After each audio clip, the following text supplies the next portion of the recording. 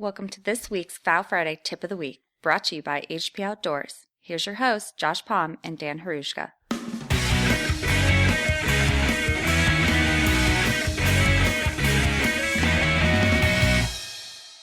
What's up, everybody? It's Josh and Dan, and we're back with another Fowl Friday quick tip of the week.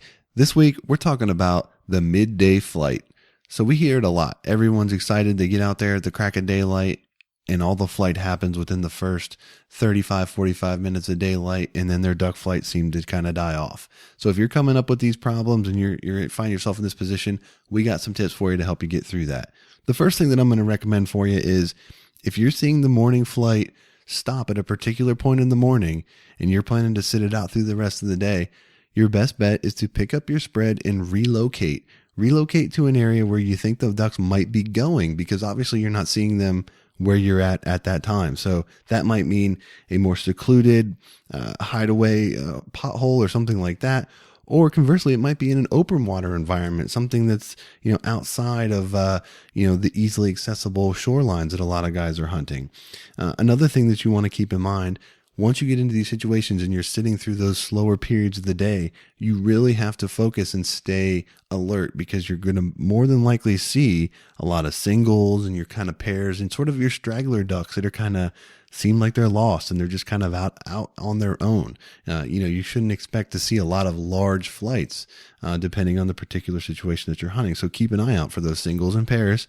And then finally, ducks tend to be less vocal throughout the mid portions of the day.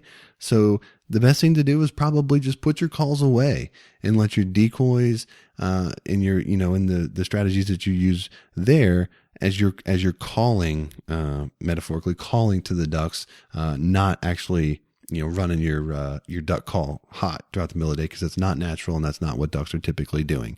Dan, what else can guys do to have success during the midday lull? I love that we're talking about this, because a lot of guys, if you sleep through your morning alarm or whatnot, you think that your day is done, and it's not. The midday, you could have some of the best hunts of your life. And, if you do find a loafing spot or somewhere that are coming back in the midday, you probably want to go with a smaller spread. And with a smaller spread, of course, we're going to talk about motion. Either, the spinning wing decoy or jerk rig, but you definitely want to put something out there to be moving the water around. And you can also, a smaller spread, but they tend to be a little bit more spread out and just loafing around.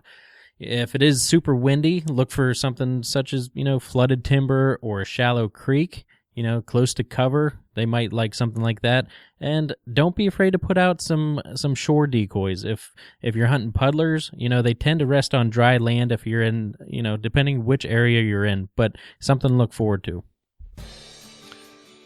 So your next time out, if you think the flight's over at 8 o'clock, pick up your spread, give it another shot in another area. The flight's not over. There's still more ducks to be had. Best of luck to you.